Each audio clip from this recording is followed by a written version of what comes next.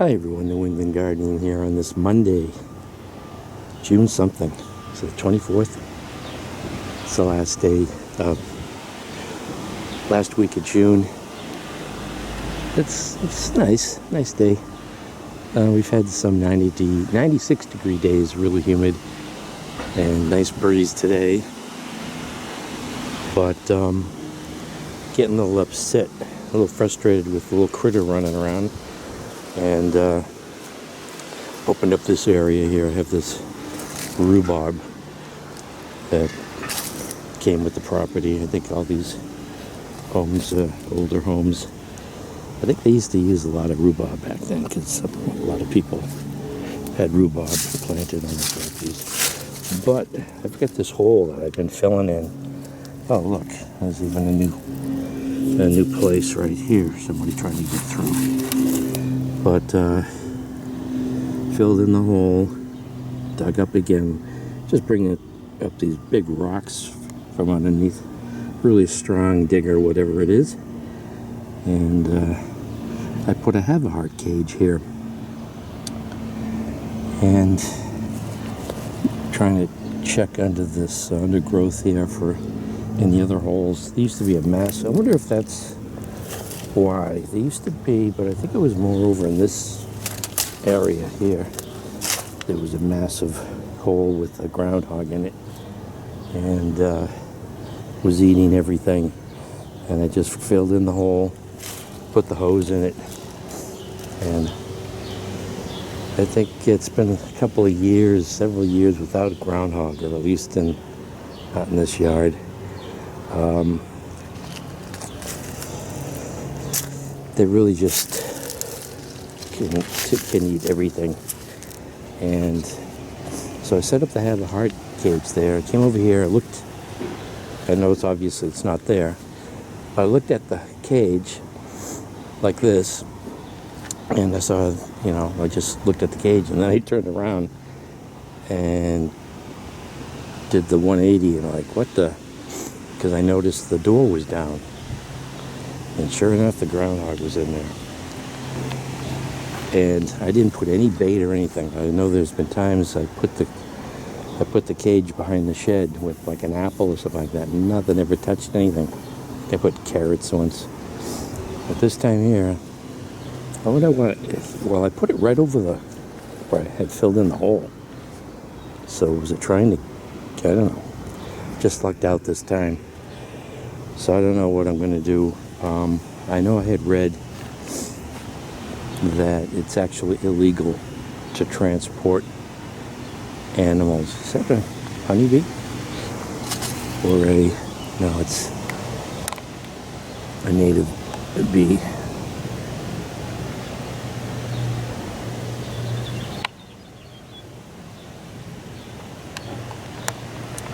And yeah, that thing loves echinacea, and it's been eating all the echinacea. And then this, I'm surprised. Well, I'm surprised I didn't get around to putting a fence around it. But I noticed this daisy here, whatever this is,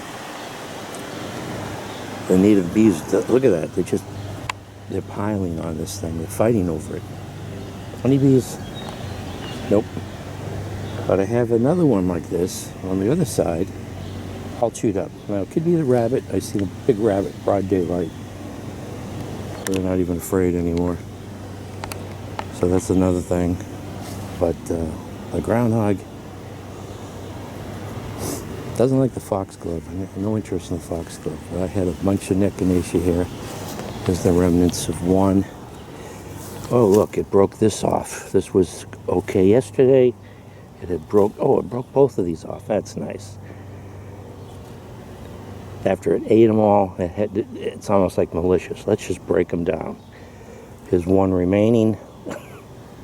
Sad looking one. Another one. And then it's been coming from the neighbor's yard under here. Look at that. Broke that. Ate these two leaves off of this. I think that's been like that for a while. But I was just here yesterday cleaning up the yard here. Have some yard waste I need to bring down to the city yard. Need to get a compost going. But yeah. Now I'm wondering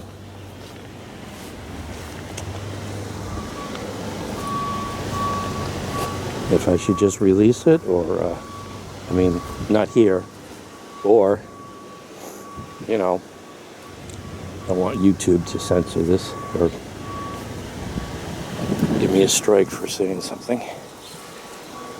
Let's see, this here, yeah, this is not what I was trying to hide in here with the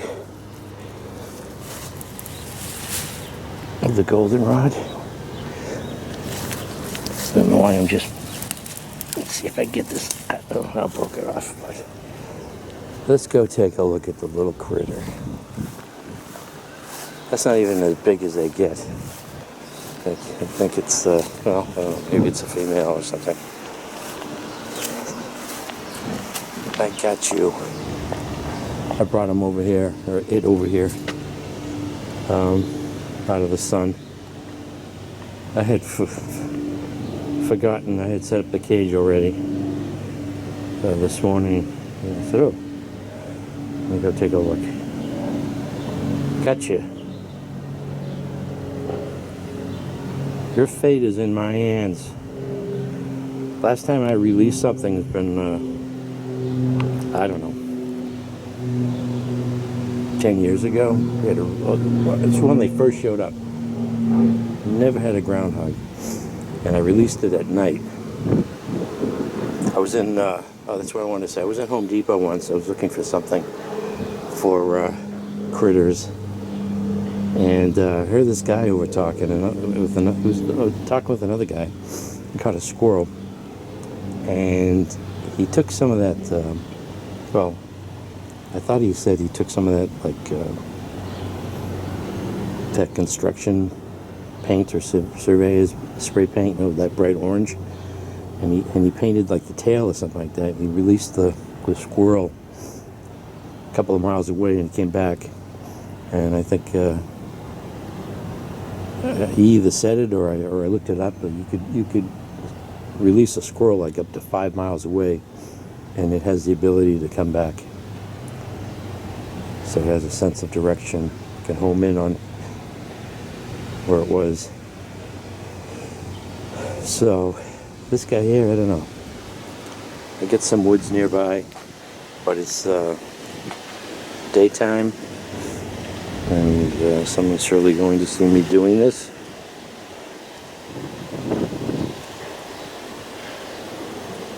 But I want this guy out of here. Gave him some water. Wasn't taking it, but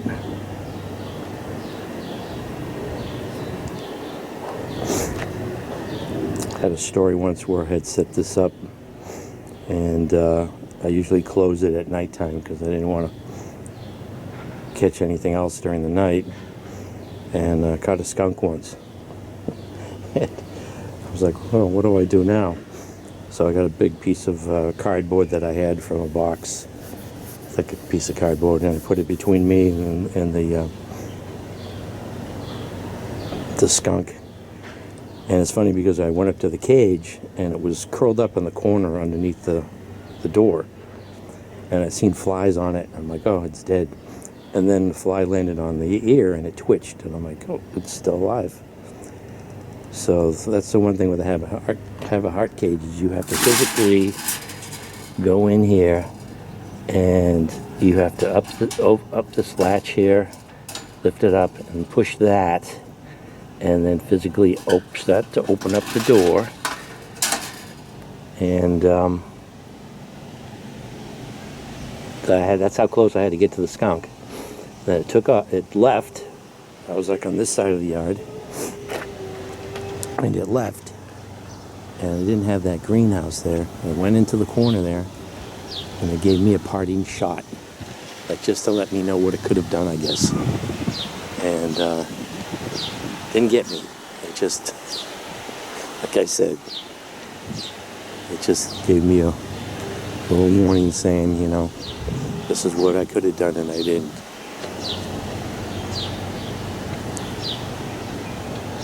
I was wondering if I was going to catch the fox by accident with this cage, but...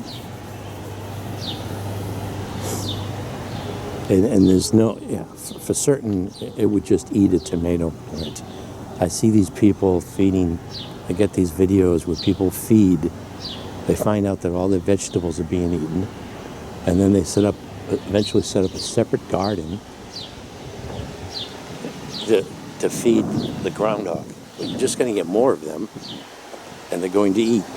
So you could always just tell yourself, well, there's always next year, and put all the money into an effort into making growing vegetables and having them eaten and getting more groundhogs. Maybe you'll get a viral video, but you're not going to get vegetables. And they can dig. They can really dig. And this is what I was going to check over here. I had already checked. There was a couple of buds left. Could be the rabbit, but mixed in with this daisy here, which they don't seem to like. I noticed, I'm talking about malicious, right? So I come in, I look over here, these buds. What is this like? Snap. Just snaps off the buds. I mean, these are past. Drops them here. And so here's one of the plants that unknown daisy thing came in. Just this daisy. Doesn't like the yellow. That one I showed you that the native bees love. This had a bud on it. Bud. Oh, look at this. This was like a leftover. There was a couple buds left. Specifically goes in, seeks out every single one. Let's see. Oh, there's 3 here. There's one hidden there. This could be the rabbit, but specifically likes that. So I can get some more fence material if I have it. I think that looks, well, it looks like it might have, I think that's the original, the older daisy, the yellow daisy. But I did take out a couple of a chipmunk and a mouse with a rat trap. Chipmunks, they'll eat everything. When they have green strawberries, they'll strip all the green strawberries. They'll take everything until there's nothing left, and then go on to the next fruit. I've got gooseberries here. I brought one inside the greenhouse because they were starting to ripen. And yeah, they'll eat the tomatoes. The groundhog, they'll eat the whole tomatoes and destroy your plants. So he's got to go. I don't know why I'm feeling apologetic.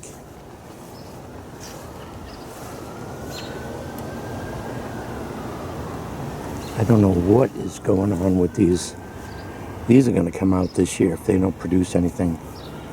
I don't know what they are. They're not. I don't know. Maybe there's something that needs to be in Arizona. There's a longer season. They do not produce so far. I don't see any spikes.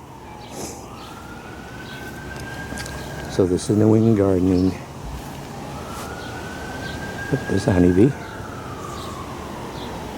There's a couple of honeybees. Okay.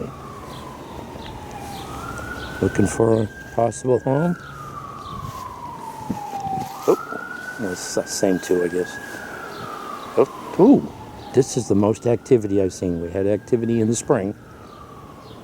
Wow. Maybe I didn't come around this side. I was too concentrated on the groundhog. We've had a lot of rain.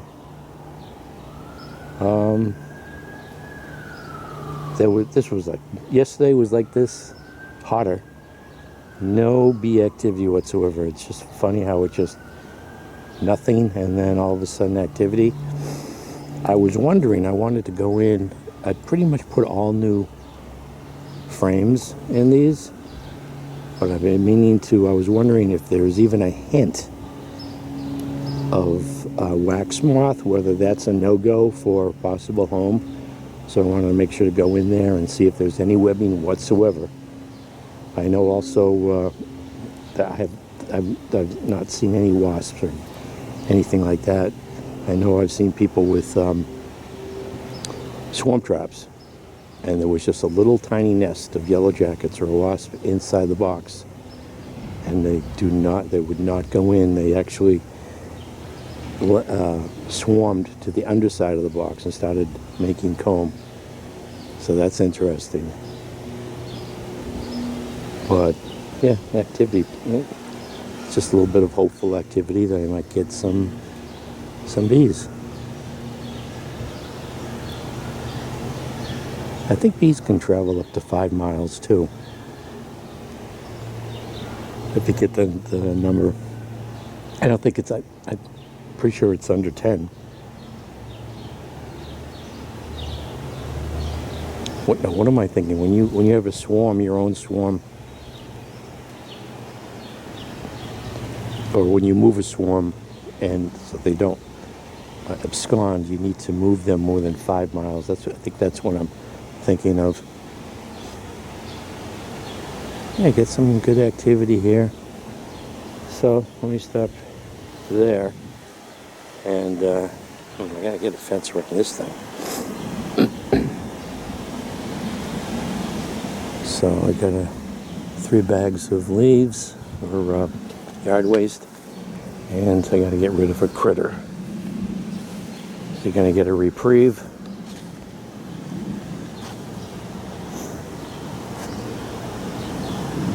This is New England Gardening. At least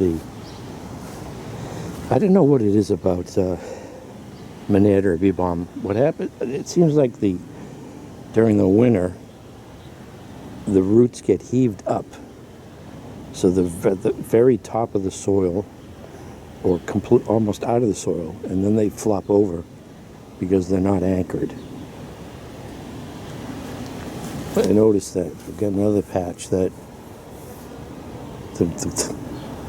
it's been pushed up out of the ground. So this is the one that hummingbirds seem to prefer, this red one. And then there's this, I think it's called raspberry wine or something like that. It's sort of it's a purplish color. And hummingbirds didn't seem to prefer that too much. I don't know if you can see, same thing going on in there. So it gets pushed up, the Monarda. Well, I'm going to end it there, people. And, yeah, that's interesting. I didn't know something like that. Wow. Let's see. This got broken off, but it put out a shoot. I'd never seen that with, I didn't know you could do that. So you could probably cut this and then get a lower, although it'll looks a little unsightly.